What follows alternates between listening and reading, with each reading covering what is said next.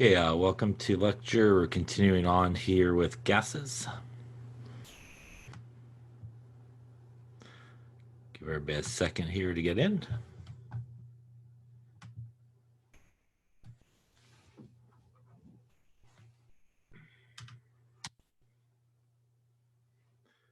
Again, we'll get started in just a second here.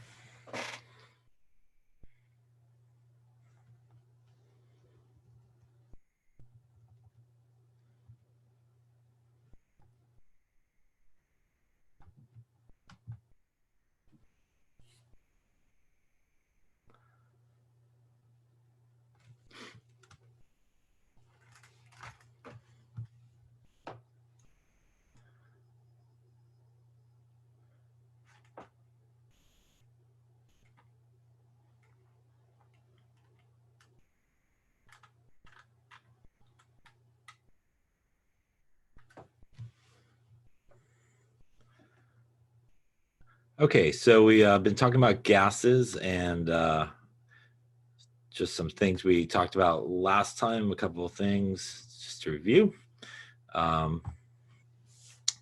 We we talked about gas stoichiometry, so problems involving stoichiometry problems that involve gases. Pretty much like all other sort of stoichiometry problems that we've seen, you do pretty much handle them the same way as you normally would. So that means you still need an equation, you still kind of need to convert to moles, the mole-to-mole relationship and everything like that.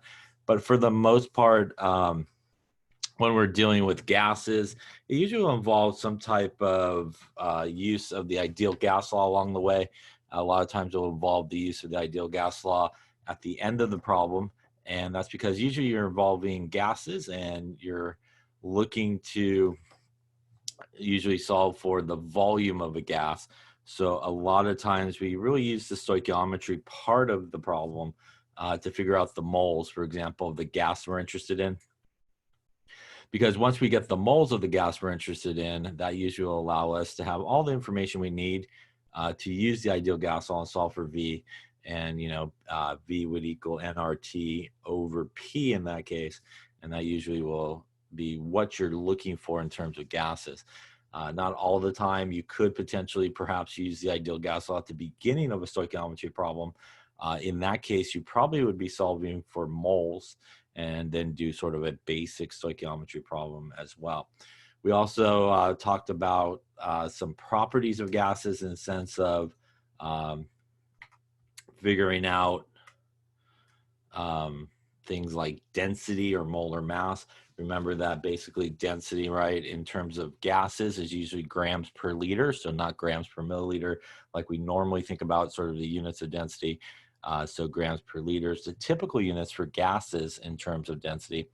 And also obviously molar mass as is normal units of grams per mole.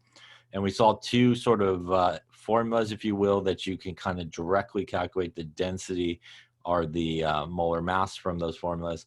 A reminder as well that really those formulas that we saw are also based off of the ideal gas law. So if you can't remember those formulas or really don't want to remember those formulas, you can still use the ideal gas law and really just treat the problem, either the density problem or sort of the molar mass problem, kind of like a conversion sort of factor. And in one case, for example, for the density, you could solve for N over V, which is moles per liter of a gas, which is the molarity. And you could use that to figure out moles per liter and then use the molar mass to get to grams per liter. It's just doing it more of a conversion sort of process. And in sense of molar mass, typically in those type of problems, they do give you the grams of the gas in the actual problem, which means typically all you need to do is use the ideal gas law to solve for moles, and then you could take grams divided by moles and you would have molar mass. So those are sort of two ways that really could use the ideal gas law to solve for those things, and just kind of think about a lot of times just in terms of units and sort of what units you need to end up with. And that's a good way of doing it, again, in case you maybe forget about those two formulas or not remember exactly, sort of how to use those two formulas. For most things, you could sort of almost default back to the ideal gas law a lot of times. Then we sort of finished up talking about the idea when we have mixtures of gases. And when we have mixtures of gases, a couple of different things sort of occur.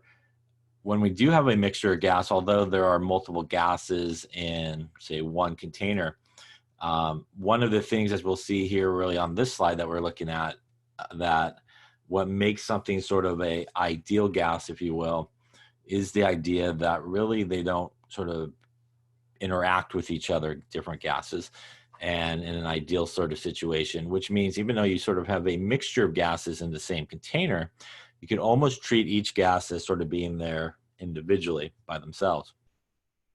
And one common way to figure out the partial pressures is basically using the ideal gas law and solving for P. And remember that it's called a partial pressure because each of the gases do contribute to the overall pressure, for example, in a mixture. And that's what we sort of refer to as partial pressures. So the good thing about sort of mixtures of gases is the volume and temperature for all the gases should be the same because they're basically sitting in the same container. That container, again, is basically sitting in the same building on the same table, so it has the same temperature as well. So as we saw with the example we did, pretty much the only sort of different thing that you have to worry about usually for the different gases is the number of moles. Now, we also saw that there's a way to sort of calculate partial pressures if you really don't have enough information to get you to use the ideal gas law. And that was the one that involved the mole fraction. So the partial pressure of a gas is equal to the mole fraction of the gas, and that's that X value that we talked about a couple of times, times the total pressure. So that's very useful in situations where perhaps you're just given the moles like the example we did, or maybe you're just given the grams of each of the gases that are present, and you really don't have enough information like temperature, like volume, or any of those type of things. You can figure out the mole fraction, and as long as you know either the total pressure or if you know the pressure, at least partial pressure of one of the gases, that's pretty much all you need to figure out everybody else in that situation. So that again is a common sort of way to figure out partial pressures, is to use that little sort of formula that we saw, that the partial pressure equals the mole fraction times the total pressure. And sort of the last little bit there about partial pressures was the idea of what occurs when we sort of collect gases sometimes in the laboratory. So a very common practice to sort of collect a gas and figure out how much gas you actually collected is to do really volume by displacement. So usually it involves some type of container, be it a graduated cylinder, be it a an actual tube, a actual beaker or something like that, that's basically filled with water. And as you do the experiment, pretty much the gas comes in, the water goes out. And by displacement of that water, you can figure out basically the volume of the gas that you actually collected.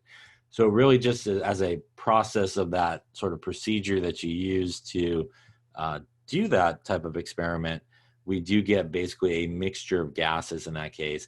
And the mixture of gas is usually the gas you're interested in, and also water vapor. And that's because, again, it was collected over water, it was saturated with water vapor. Those are the kind of key words that you see usually in problems that indicate that, you do need to take into account the vapor pressure of water. And in that situation, much like I think what we finished with, the total pressure is the pressure of the gas, again, that you're interested in, plus the vapor pressure of water. Now, typically the vapor pressure of water is a value that you can find on a table, and it's basically based on sort of temperature. So you could go to the table, kind of look up the temperature. And usually what we want to do in sort of that situation is we usually want to subtract off the water vapor. And that's because we're not usually interested in the water part of it. We're really only interested in like the gas we're collecting. So in the very last example that we sort of did there, we were collecting basically oxygen gas, and that's really the gas that we were interested in. But by the process that we did the collection, we also got water vapor in there with it. And again, the key word, as you can see in this particular problem, a lot of times we'll say something to do with water. So here it says it was saturated with water vapor. That's sort of a key word, again, that this sort of process basically occurred of how you collected it. So as we went through here, we could see basically it's not too bad. We just basically define the partial pressure of the gas we're interested in. we basically subtract the water vapor pressure, which was given to us in the problem, or you could find in a table. And this number here, the 753 torr, I'm sorry, the 721 torr, and the 0.949 atmospheres, which when it's converted to atmospheres, that would represent the partial pressure of the actual gas we're interested in, which again, in this case was oxygen. And sometimes in these situations, sometimes people will say, especially like in the labs that are coming up in terms of gas labs that are coming up, a lot of times they'll talk about what is the dry pressure of the gas, or, you know, the dry gas or the pressure of the dry gas. And again, that's basically just a reference that you basically subtracted off the water vapor contribution. Any questions to any of that stuff we sort of talked about last time?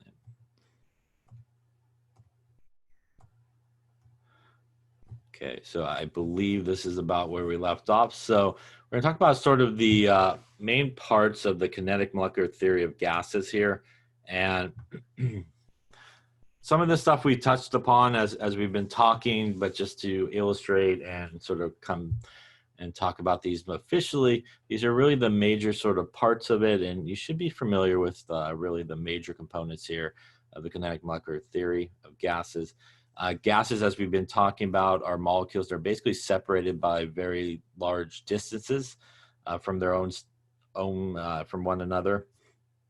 And the molecules basically can be thought of as sort of points, if you will, and that is they basically have a negligible volume. So if you think about a lot of problems that we've done, or a lot of problems that you see that involve sort of gases, a lot of times what we talk about in terms of the volume is really not the volume of the gas, it's really the volume of the container at which the gas is flying around. And since the gas is basically flying around sort of all the time within that container, we think about it as basically filling that container uniformly. And we focus more on the actual volume of the container it's in rather than the volume of the gas molecules themselves.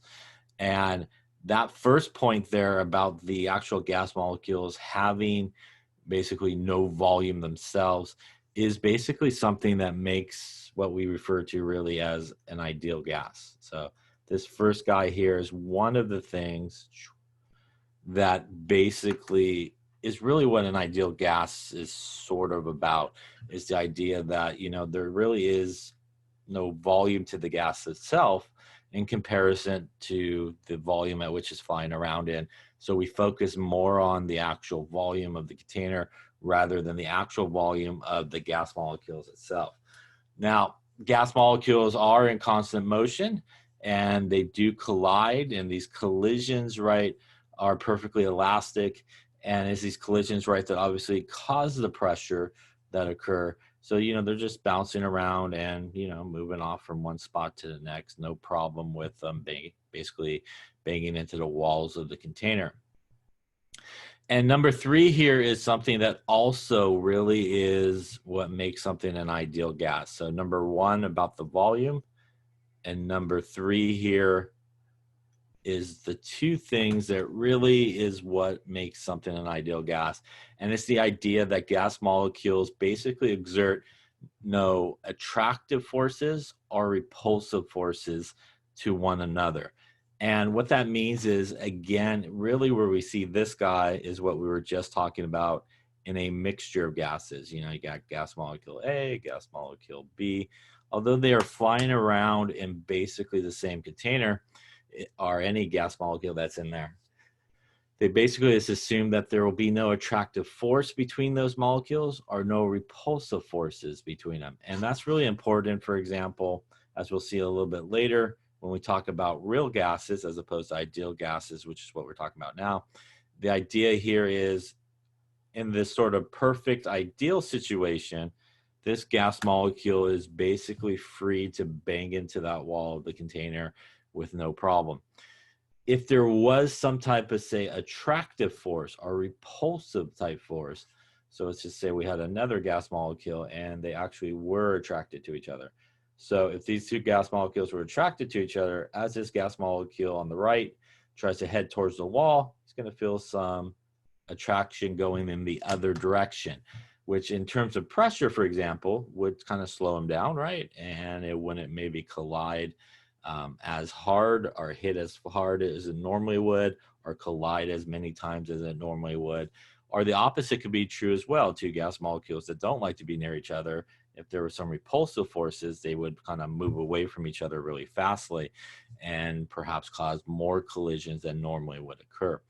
So when we think about sort of ideal gases, the idea is that there's, there are really no attraction or repulsive forces between them. And that's why in a mixture of gases, like we talked about yesterday at the end, we can treat each gas as if they were in there basically by themselves, because in an ideal situation, another gas will have no effect basically on another. So we could treat them basically individually. And that's why we could kind of do two separate calculations like we did the other day to figure out the partial pressures of each of the gases. So number 1 and number 3 there, no volume for the gas basically is 0, and no attractor repulsive forces again is what makes something really an ideal gas. And we'll talk about non-ideal gases, or what are sometimes referred to as real gases, in a bit here. But real gases, you do have to sort of take those things into account, and we'll talk about why that is when we get there. Lastly, the average kinetic energy of molecules is proportional to the temperature of the gas in Kelvin. So any two gases at the same temperature will have the same average kinetic energy. So the idea here is sort of similar to what we've been talking about in terms of temperature. If we sort of increase the temperature, all the gas molecules, sort of gain more energy. So they are moving around obviously faster, and vice versa. If we sort of lower the energy, they won't be moving around as fast.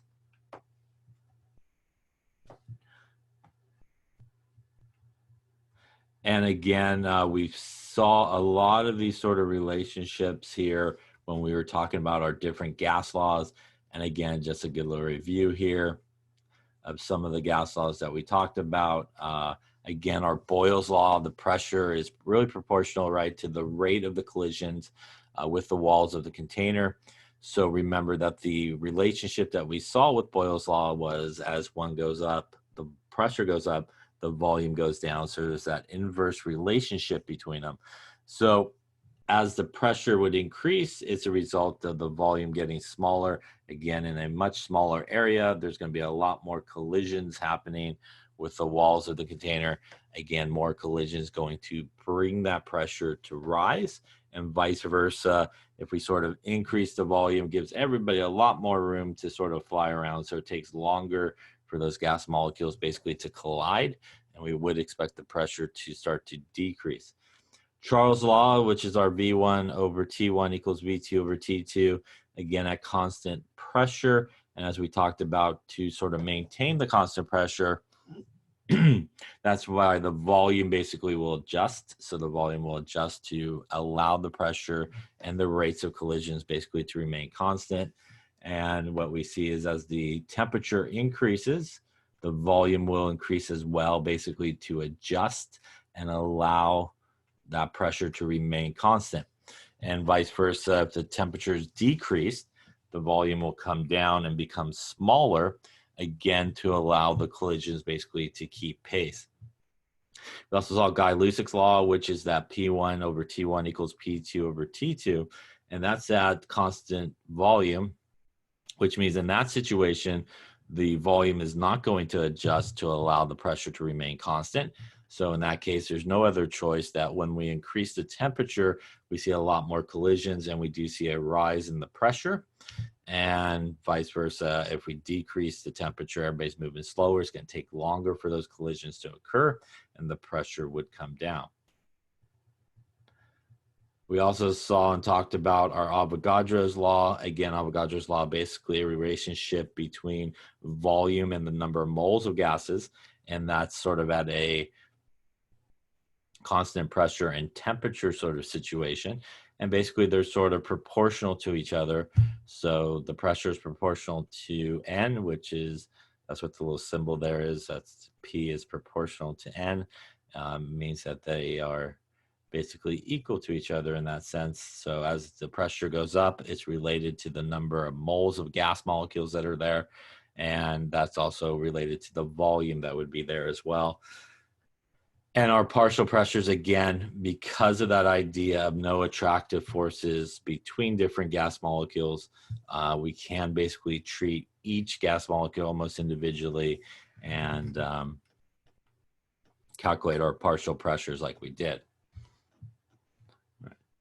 So the next thing we're going to talk about is the idea of sort of how fast gas molecules are moving, sort of their velocity, and what's maybe affects velocity as to how fast it can move or how slow it may move. And here's an apparatus for studying the speed of gases and so forth. And basically, you got these guys that are detectors with little slits, so the fast-moving gas molecules can get through as it's sort of spinning and stuff like that. And you can kind of see slower molecules end up at one spot. Faster molecules are able to get right through and stuff like that, but slower molecules obviously take a longer time. So here's a couple of graphs which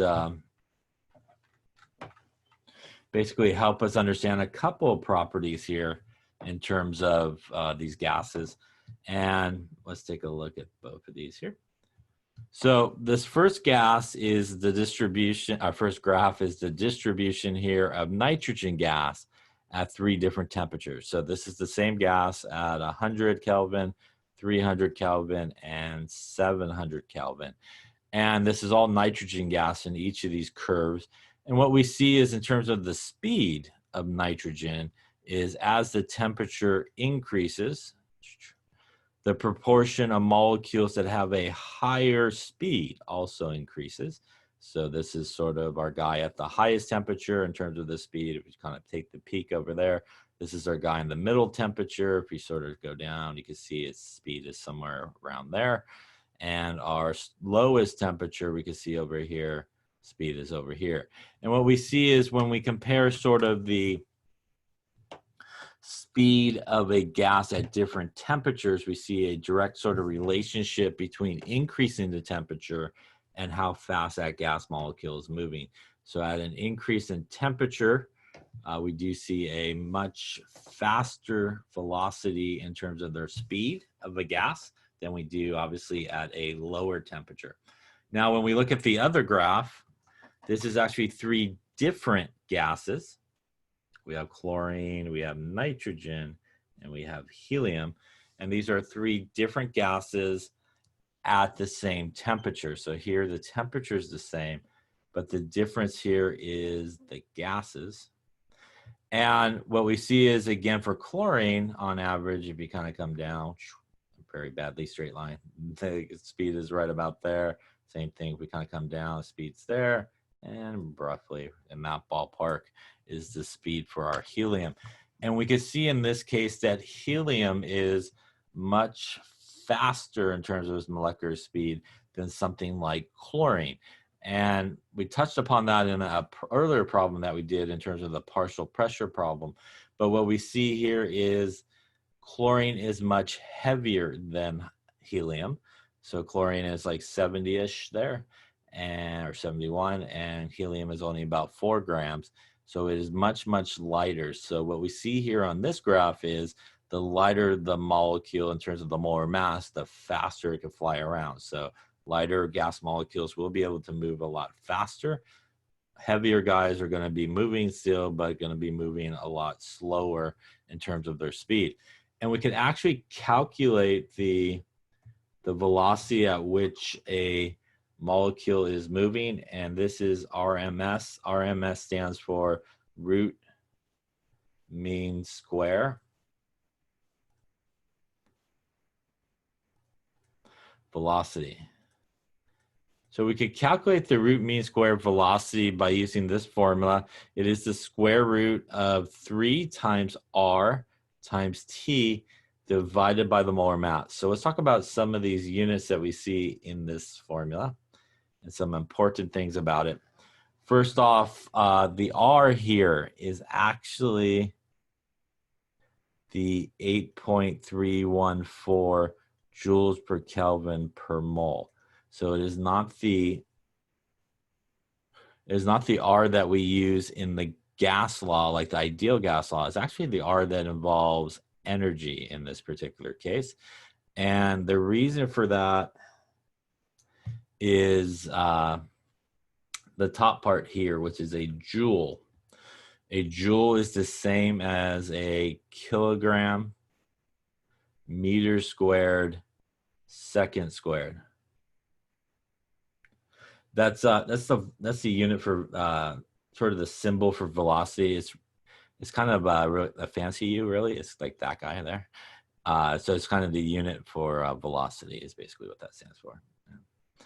And that's what that RMS basically stands for. So root mean square velocity. It's really a unit for speed, basically, and stuff like that. So when we have something like a joule, it actually equals a kilogram meter squared second squared, which is really important when we deal with this guy because, let me see where I could go with this. Go here. So if we look at that sort of equation there, we have R, which has units of joules. And again, if we substitute out for joules the kilograms meters squared second squared, what that means is if we look at the units in that square root, we have kilograms meters squared second squared, and that's the joule part of it. There's also still the Kelvin and the mole. So these technically are all the units associated with R, basically, if you sort of swap it out. Now we also have the T in there, and much like everything else in gases, T does need to be in Kelvin. And that is our T that's in there. Now our last unit that we have in there is molar mass, and the molar mass is usually in units of grams per mole. Now, when you use this particular formula to figure out the root mean square velocity, because the top here is actually in kilograms, when you use the molar mass in this formula, you do need to do kilograms per mole. So in the case of this formula, you do need to make sure that the molar mass is in kilograms. Otherwise, you're going to be off by a factor of 1,000. So it's just unit-wise, you got to be careful with in terms of using this formula. You got to make sure everybody's in the correct units. The good thing about the R value is it doesn't really matter. The number's not affected at all. So, you know, if you just want to put it in like this and you remember that a joule is, you know, what units they are, you could put it in just like that. It doesn't change the value of it at all. And the reason why all these things has to be in these units is because the Kelvin will cancel the Kelvin, the moles will cancel the moles, the kilograms will cancel the kilograms. And basically what you're left with is the square root of meters squared over second squared, which means when you take the square root of that, you will end up in units of meters per second, which is basically what the velocity of a gas would be given in. So when you use this formula, and again, obviously I didn't put the 3 in here, but there's a 3 in the square root as well. But you really, the only thing you have to worry about in terms of units is A, like normal, temperature needs to be in Kelvin, and B, the molar mass really does need to be in kilograms per mole. So you have to do just really that conversion and it will be okay. So for example, let's take a look at, why don't you do 2 here, put the page right here. Perfect. Why don't you figure out the RMS, or the root mean square velocity, for our 2 guys that we did earlier on, which is what is the RMS for helium and neon at, we'll do 25 degrees Celsius.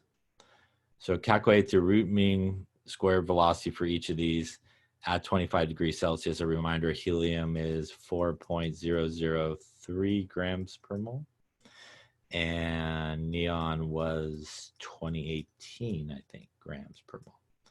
All right, so take a couple minutes here and see what you come up with. Calculate both of those, and we'll see how fast they are actually traveling.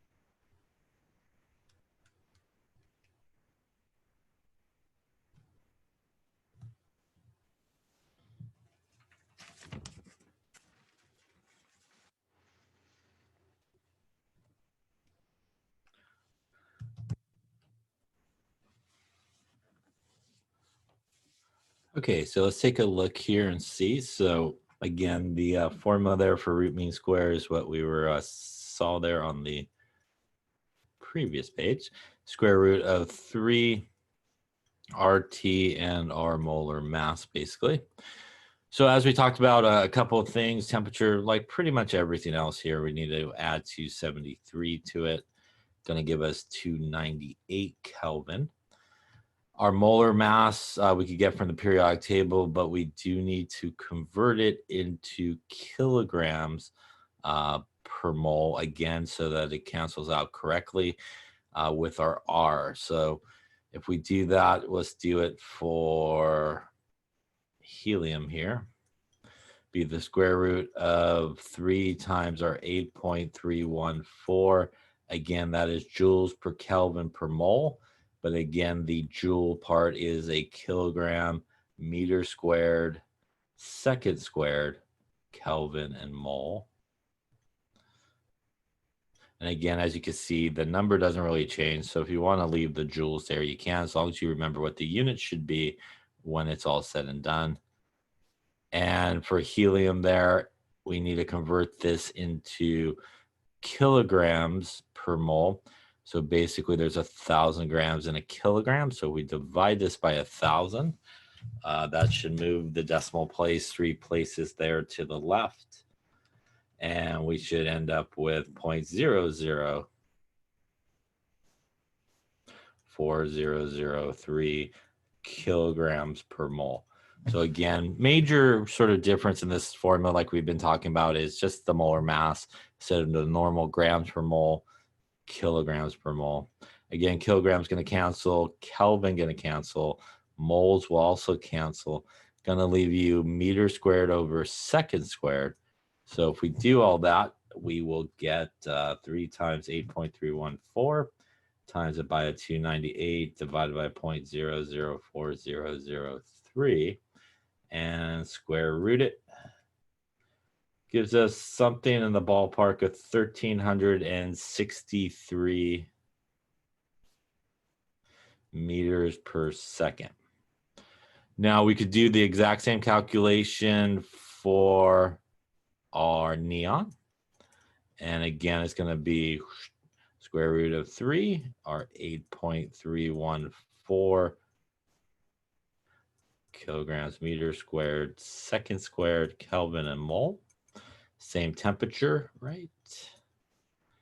And again, here we also want to move this basically 3 places over, divided by 1,000 to put it into kilograms.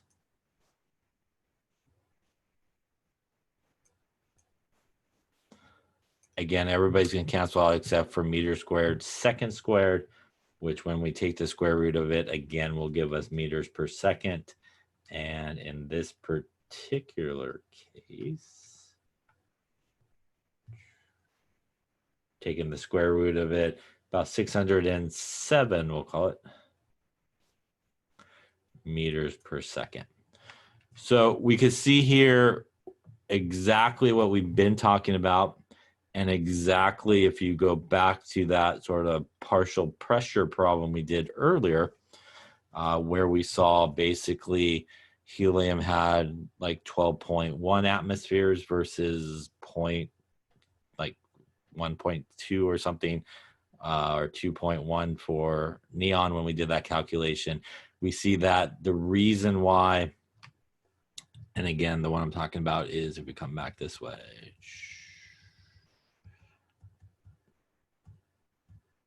Right here. So this was that partial pressure problem. Nope, that was a stoichiometry problem. Here it is. Where'd it go? There we go.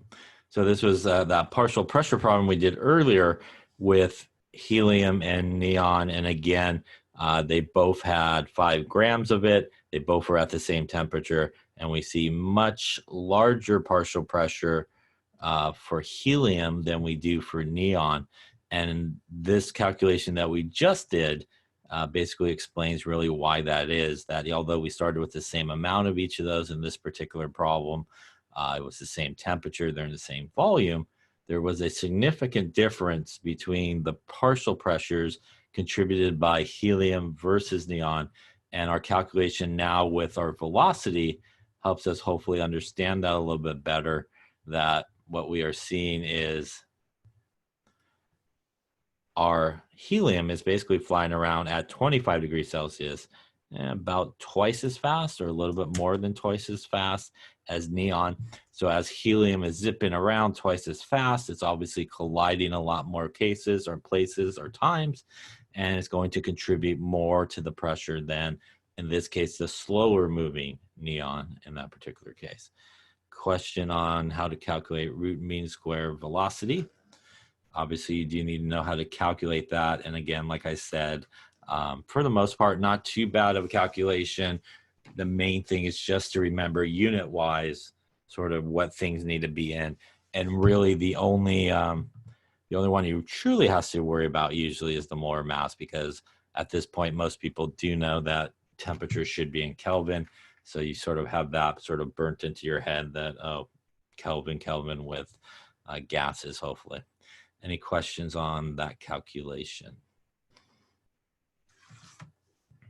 Okay. Let's see here. So we talked about that. So another thing we're going to talk about is a process of gas, which is known as gas diffusion. And gas diffusion is basically the gradual mixing of gases. And what we see here is basically a couple of bottles. On the left is NH3, and on the right is HCl. And when they do come together, NH3 and HCl, they do mix, and they do make ammonium chloride, which is that white sort of guys that you see over here. This kind of white stuff that's forming is that ammonium chloride. And we do see a couple of interesting things if we sort of look at what's happening here.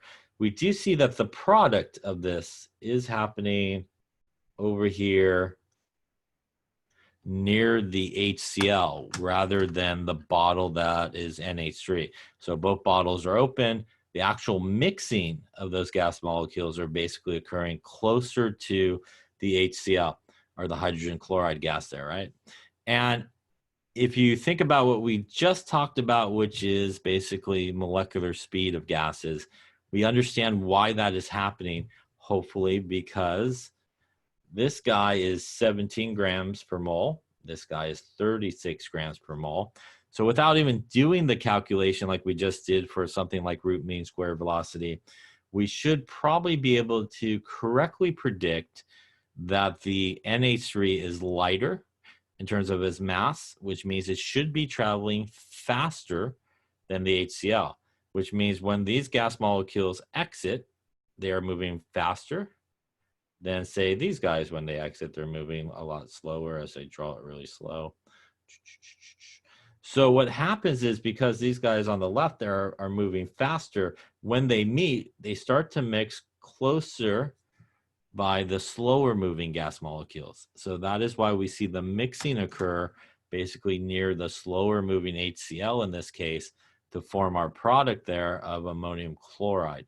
So our molecular speed explains sort of this diffusion process, that if you just sort of let two gases out into the open, if you will, they will basically, the faster gas molecule will obviously find the slower gas molecule.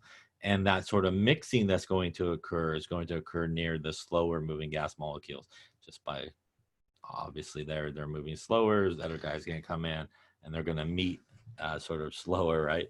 So kind of like a speed walker, right? Somebody's walking super fast from the left to the right, and somebody's walking slow from right to left.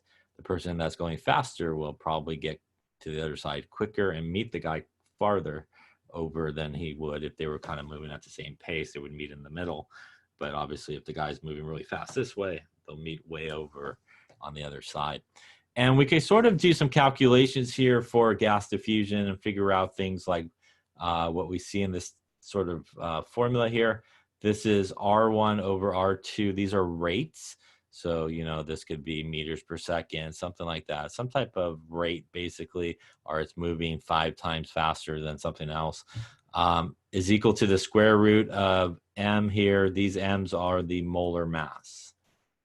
And unlike the formula that we just used, you can use the molar mass as normal grams per mole here. So a reminder that the molar mass, I don't want you to kind of go crazy with molar mass and start using kilograms everywhere.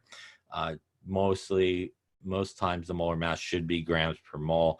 Again, the reason why we use kilograms per mole in the last one was because of R and the constant that was there. Otherwise, units would not cancel. But since there's no R involved in this sort of formula here, we just use the molar mass in terms of their normal units, which is grams per mole. The key here is just to keep the rate and the molar mass together in the right locations. So whichever one you call R1 or M1, they should go opposites of each other. And then also the same thing with the other one. It doesn't really matter in a particular case which one you sort of designate as the first one and the second one, as long as you sort of keep those values together. Another sort of aspect of sort of gases and how they move is what's known as gas effusion. And gas effusion is, excuse me, the process by which gas under a pressure basically will travel from one side to the next as it passes through sort of a opening, say, in the container. And what we see here is just that we have a gas, we have sort of a vacuum here, we have a small little hole right there. So the process is under pressure, these gas molecules, some of them are going to pop over to the other side. And that's what's known as effusion, as opposed to diffusion, where you just kind of open it up and let the gas molecules sort of naturally mix, not under any type of pressure or anything like that. So we see basically the same formula as we saw in the previous one. We have R1 over R2 equals the square root of M2 over M1, which are molar masses. We could also, instead of rates, use time. So these are times. So the time it takes in seconds, minutes, hours can also be used as well. Again, we want to be careful of sort of the numbers and stuff like that. So if we have a nickel compound forms a formula of NiCOX, what is the value of X for this formula? Under the same conditions, methane will effuse 3.3 times faster than the compound. So we could kind of use this formula to sort of figure out some things here. So let's take a look and see how we could do this. So first off, the one thing that we know is we have methane, which is CH4. So we could go to the periodic table and calculate the molar mass of methane, which is 12.01 plus 4 times 1.008, going to give us 1604. So the molar mass of methane is, we'll call it M1, is 16.04 grams per mole. And again, we're going to call that methane. Which means in terms of methane, since I called it number 1, the rate I'm going to use as 1. So R1 would be, it effuses 3.3 times faster than the compound we're looking for. So that's 3.3 times faster than R2. Yeah. And that means that R2 is, we'll just call it obviously R in this case. And M2 would be the molar mass of our nickel compound that we're looking for in this particular case. So if we put these things in, we get 3.3 R2 divided by, and again, that's going right here. That's our R1 and R2, there we go, divided by R2 equals the square root of M2, which is what we're looking for, right? I'll put a little question mark there, divided by our 16.04 in this particular case. So we could do some solving of this when we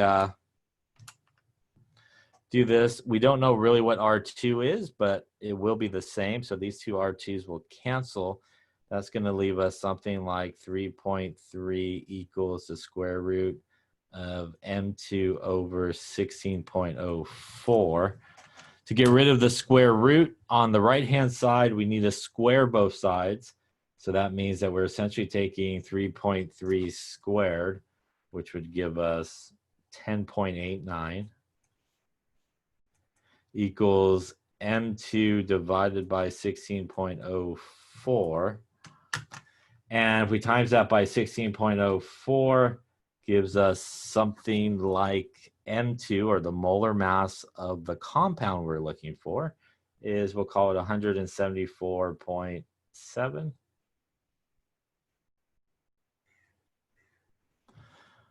First off, any questions sort of on that part of the calculation? So what we just figured out is essentially the molar mass of the compound that we're looking for. And now you might wonder, how do we get to actually figure out what the formula should be for it? And we could do that a couple ways, but probably the best way would be to figure out what we know about the actual formula itself. So there is a couple of things that we know about the formula itself, even though we may not have all the information. So if we look at the formula, we have NiCOX. The one thing that we do know for sure is we have 1 nickel. Right? So if we subtract off from the molar mass of this compound the molar mass of nickel from the periodic table, and if you do that, nickel is, what we got there, 5869. So we subtract off 58.69. That is going to give us 174.7 minus 58.69, 116.01 left over. And that 116.01 is made up of basically so many units of a carbon and oxygen together. The thing that we do know is we do know the mass of carbon, and we do know the mass of oxygen from the periodic table.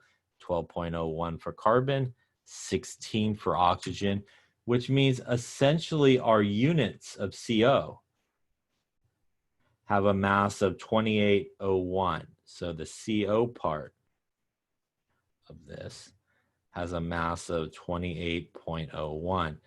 And what's left in terms of our molar mass is 116. That has to be all made up of the carbon and oxygen. So if I take 116.1 and I divide it by 28.01, that will tell me basically how many of those CO units I have. And if I do that, 116.01 divided by 28 gives me roughly 4.14, which in this case, it is sort of an experimental type thing. You could round to the nearest whole number, which means that the number of CO units I have is about 4. And that means that my correct formula should be nickel CO4 in this particular case. Any questions on how we got there? Yeah.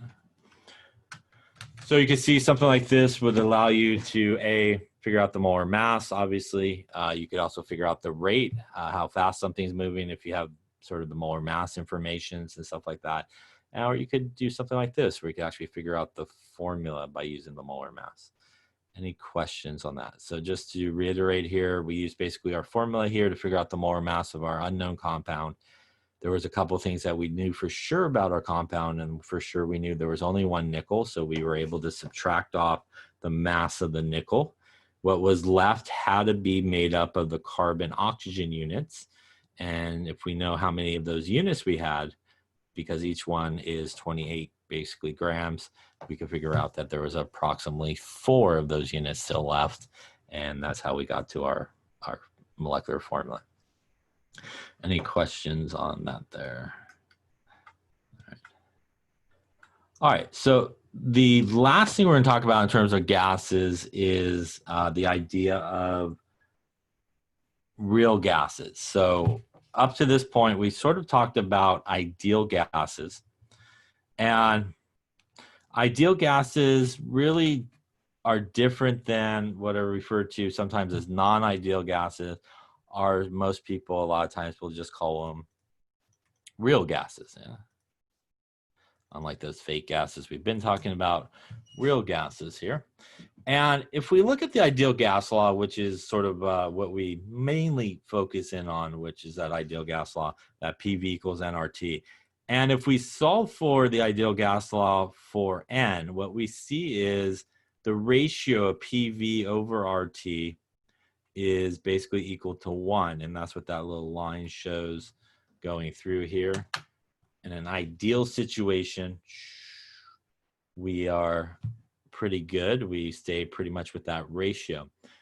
But when we start playing with things like pressure at really high pressures or really sort of low temperatures, so real gases oftentimes will happen at really high pressures and low temperatures. There are certain things that really don't hold up really well. So what we have on this graph is pressure. And you can see as the pressure increases a lot, we get a lot of deviations. These are different gas molecules, methane, hydrogen, and whatever we got there. I can't see what the last one is. I think I put something on NH3, I think it is. Yep, NH3. We have a lot of deviation from that ideal behavior. As you can see, none of these three, purple, green, are red lines are near that ideal situation. And under these conditions, we do need to treat these gases as non-ideal gases, basically. And if we think about just logically those two situations, there's a lot of things that occur that we do have to take into account that doesn't normally occur. And that is obviously if we're at very high pressures, as we've talked about before, that means that the volume is probably pretty low in terms of the container. That means really two things come into play at that situation. The gas molecules are extremely close to one another, which means under those conditions, we would expect, as you see in this graph, repulsive forces and attractive forces basically kicking into play. So if you remember when we just talked about the kinetic molecular theory of gases, one of the things that makes something an ideal gas is the idea that there is no attracted or repulsive forces between those gas molecules, so they're kind of free to move around. But pretty much if you squeeze everybody together in a super small volume, there's really no way they cannot be interacting with each other because they're going to be near each other for a much longer period of time because they're all basically flying around in the same little area. So you have to take into account, as we will talk about here, sort of the attractive forces and the repulsive forces as well. In addition, as we'll talk about, the volume also is affected by that of the gas itself in those conditions. Now, normally we consider ideal conditions in most cases because if you think about what sort of standard pressure is 1 atmosphere, right? Basically. And that's normally when we deal with gases, if you look at this graph, 1 atmosphere is like way back over here, right? So in normal situations, we're dealing with gases sort of in that region of my circle there on the graph. And even if you super zoomed in there, even those guys that are not behaving ideally under sort of 1 atmosphere, they're pretty close to that ideal situation. So close that they can be basically thought of as being ideal. But when we sort of move away in terms of pressures from sort of those standard conditions, we do see a tremendous amount of variation that basically occurs.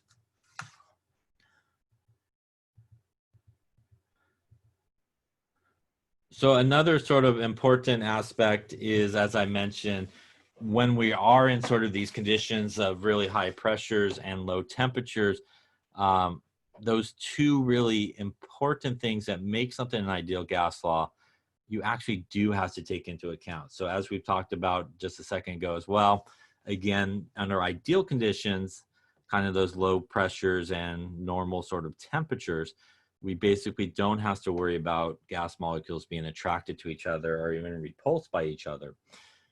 In addition, though, under these conditions, we don't have to worry about normal conditions the actual volume of the gas molecule itself. But if you get either of those combinations, if you got both of those combinations happening where you have very high pressures, which again means that the volume is going to be very small, and low temperature, which means they're not going to be moving as fast, at that low temperature, because they won't be moving as fast, those gas molecules are now going to be near each other for a much longer period of time, which means they are going to interact with each other because they're just not whizzing by each other. They're moving a lot slower because the temperature is lower, and they're going to be in their presence of each other for a much longer period of time, which is going to create a lot of those attractions and repulsion forces that we normally don't have to deal with in an ideal situation. And in terms of the volume as well, if you just think about it, if the volume is super small, you know, the volume of the gas molecule is now relatively important in that situation versus the volume of the container.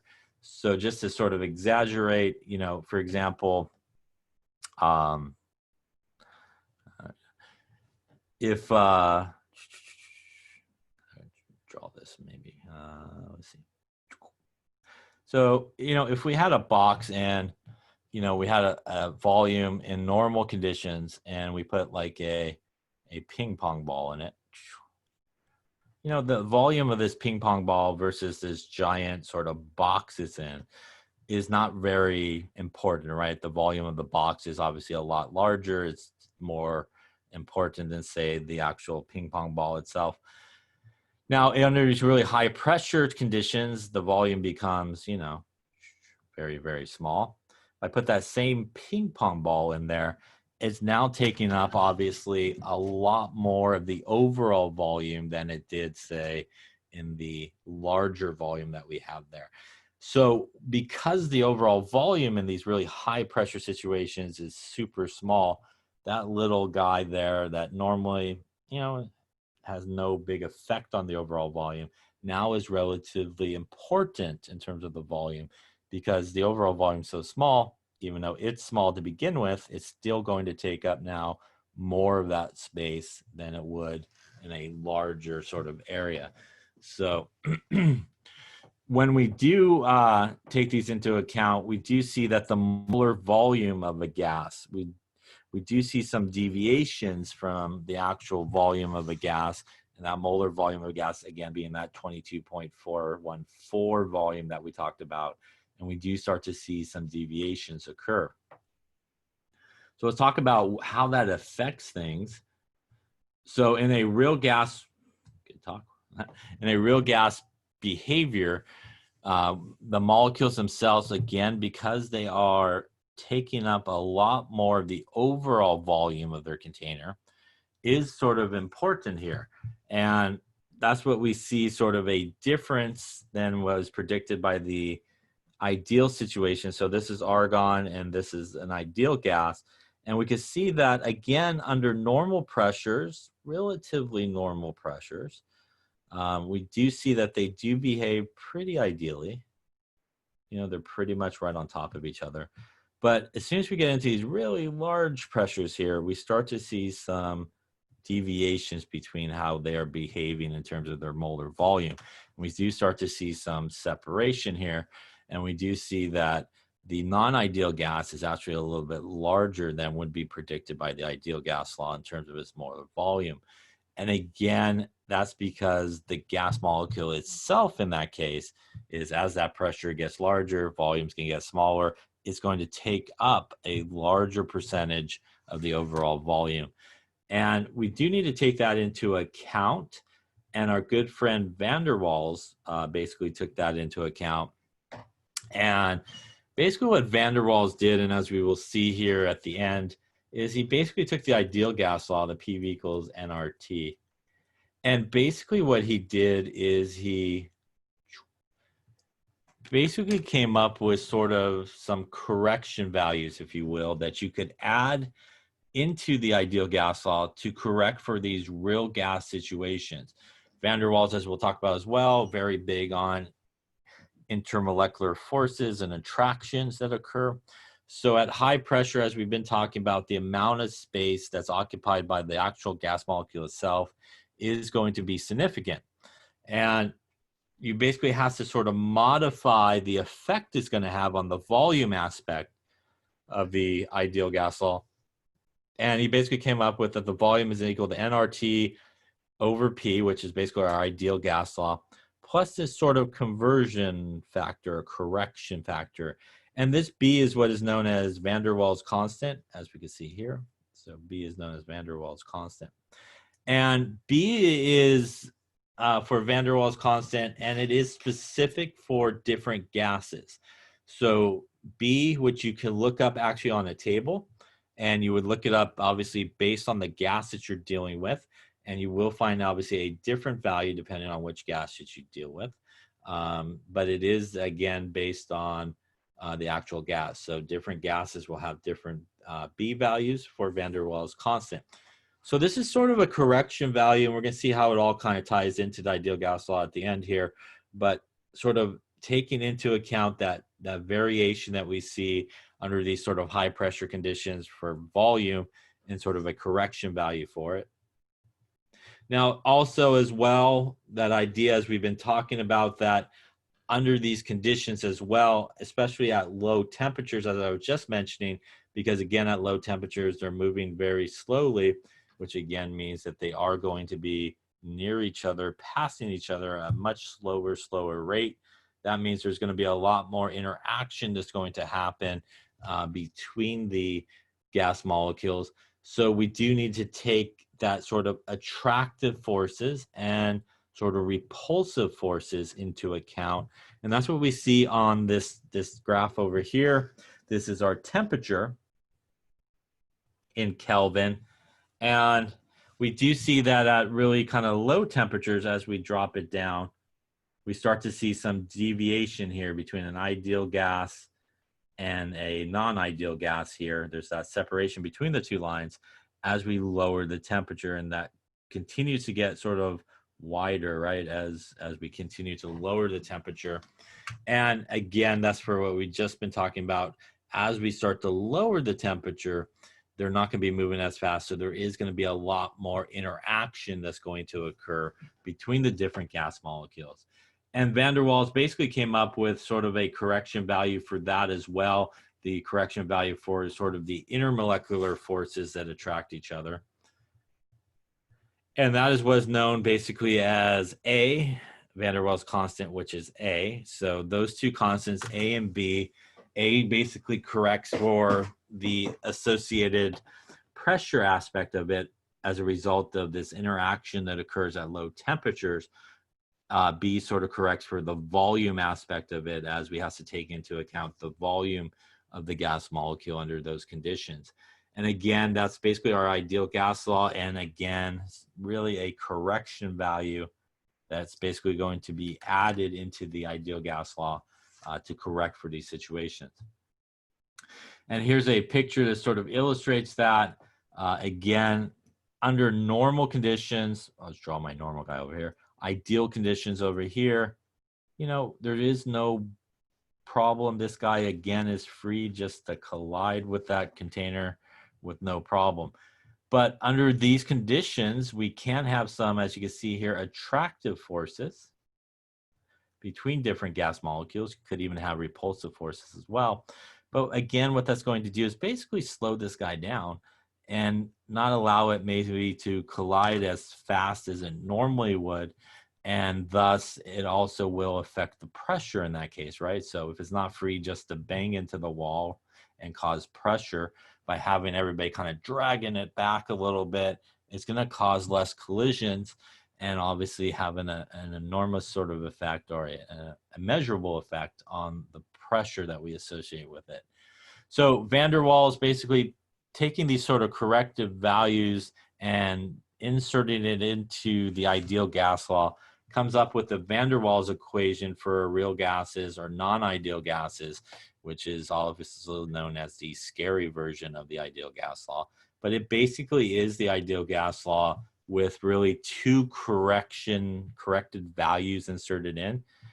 This is our one that's going to correct for our pressure and our intermolecular forces of attraction and repulsion. This is our guy that's going to correct for the volume and the actual volume force there that's made up of the actual gas molecule itself. Again, if you take those two out, that is the ideal gas law, PV equals nRT. But again, these are corrective forces, corrective sort of values. This is a table, not the one in your book, but you have a similar one. But again, you can see you will find different values for different gases for each of those. A couple of things you do want to watch out for. Usually if it's the one in the book, you're probably okay in terms of units. But if you do look up A and B values in different places, sometimes people will use different units for those constants. So you want to make sure that those units do cancel if they happen to be different than what you see here on this particular table. Everybody else in the van der Waals equation is the same thing that we use in our ideal gas law. The P is pressure, it does have to be in atmosphere, so everything cancels. V is in liters, has to be in there in liters, so everything will cancel. The R there is our gas constant we use for the gas law, which is our 0.08206 version of it. T needs to be in Kelvin, just like normal. So everybody else there is basically the same, but you can use this van der Waals equation in non-ideal situations. Now, the reason why we oftentimes will focus, you may ask, like, so why do we sort of maybe use the ideal gas law most of the time? And we use the ideal gas law most of the time for a couple of reasons. Again, most of the time and most of the situations that we deal with is sort of normal situations. So it's kind of normal pressures and temperatures. So usually it's like around 1 atmosphere. It's around 25 degrees Celsius, which again, if you look at some of those graphs that we saw here in these last few slides, those are essentially at the very beginning of the graph where, you know, even if the gases normally are non-ideal gases, they're going to behave very similar to an ideal gas under those sort of normal temperature and pressure conditions. It's really only when we sort of move kind of far away in terms of pressure and temperature that we get these deviations. The other thing as well, that just practical aspect of it in terms of sort of doing calculations, is when you look at the van der Waals equation versus just the ideal gas law, which is PV equals nRT. And you sort of compare these two equations, what we see is the van der Waals equation is really more of a specific equation. And what I mean by that is, in order to use van der Waals equation, you have to look up the A and B values. And as you can see from this table, it essentially is different for every gas. So it's really a more specific equation, like I'm going to specifically calculate this, you know, to the penny, if you will, for helium versus argon versus krypton. While PV equals nRT doesn't have any of those sort of specific correction values in it, so it's kind of more universal, if you want to think about it that way. It's sort of a more universal type of equation where you don't have to worry about, okay, I need to find sort of the value that's for CO2 versus the value that's for helium and stuff like that. You could just kind of put it in there. So it's a kind of another aspect of it is the ideal gas law is a little bit more of a universal type of equation that you could use obviously for a wide scope of gases versus, again, the van der Waals equation where you have to get more specific. So in terms of solving with the van der Waals equation, again, basically you do it the same way. So there would be something that maybe is missing or you're trying to solve for, be it the volume, be it the pressure, be it R, be it temperature, and obviously you would need to look up those values. Question on real gases. Ideal gases are gases in general, I think. That should, I believe, wrap up this chapter in terms of gases. So let me see here.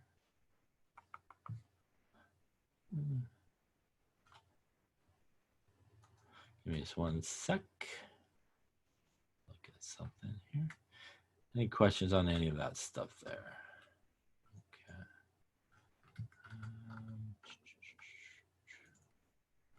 Let's try to find what I'm looking for here real quick.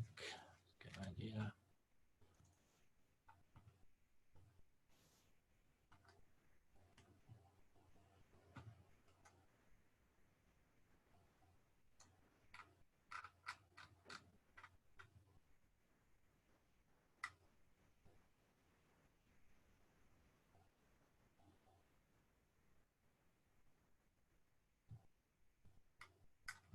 Okay, so I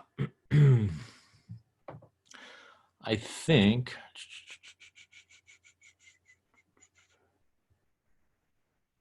we'll stop here today, I think.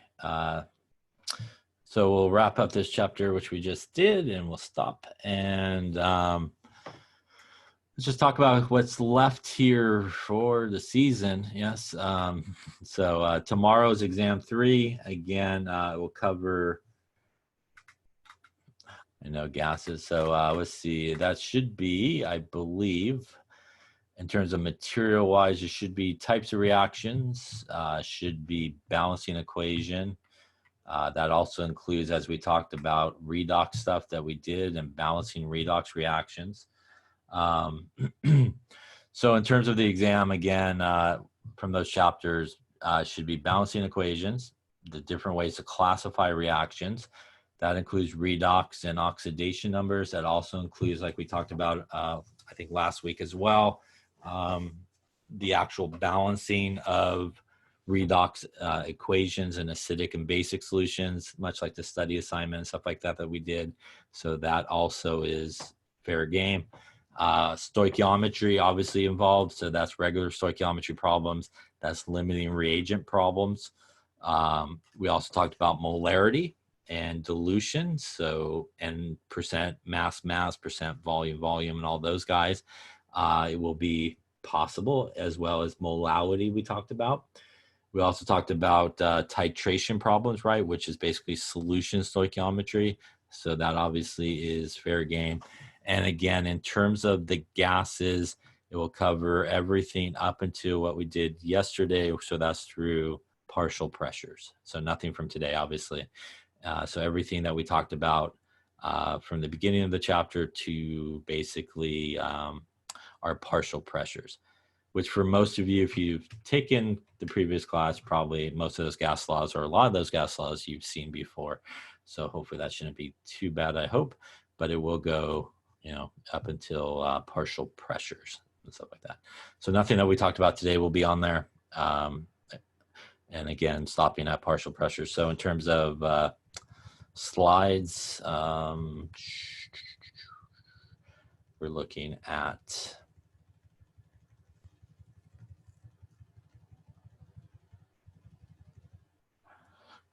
through this example here. Yeah. So that would be through on this example. So exam 3, right, up through this slide here. Other questions on that? Okay, so the exam will do sort of what we've done before. So we'll have a lecture for a little bit tomorrow, just to try to keep on pace, obviously. Then we will have the exam around, lab time like normal. Again, you'll be doing it through proctorials. So you make sure you got the camera and all that. Make sure you start the exam around when it opens.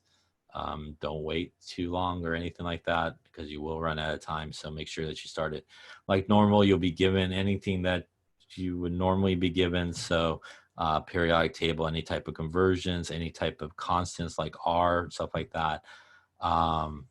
Solubility rules if you need it or something like that, those would be provided for you.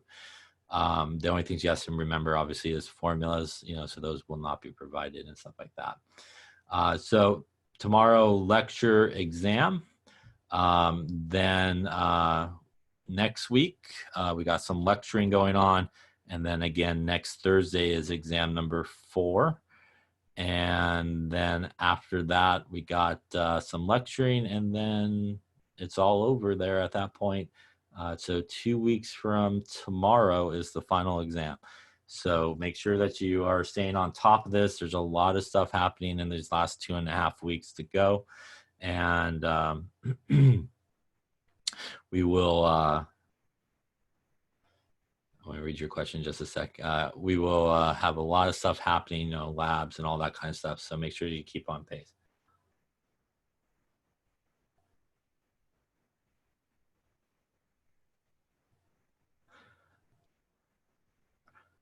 There's a PDF file of the periodic table, so you should be able to download the PDF file and kind of keep it open in a tab. And I've seen people kind of swap back and forth on the tabs on your browser. You could do that.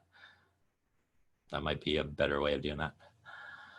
All right, any other questions on any of that stuff? So obviously you want to keep up with all this stuff. Again, a lot going on here in the last 2 weeks, basically. Yeah. Okay, so for today, we're going to finish up the last part of the titration experiment, which also is due next week. And we're going to talk about the part 3 and the calculations involving part 3. And then obviously you could go in and take care of the video and all that. So you got that going on as well. Again, if you need help with the calculations, make sure you're hopefully working through these, I hope, in the last 2 days and using this time wisely, because it will be a pain for you if you have not done so. And it will not be a very pleasant thing to try to put it all together at the last minute. And I don't really want to see emails at the last minute of how to do all these calculations, because I'm going to tell you, you should have been working on it. Yes. So make sure that you're keeping up with it. If you have questions, that you ask. All right, make sure that you do put here. We'll start lab around normal time there in about 20 minutes or so. And again, we'll talk about part 3 of this experiment.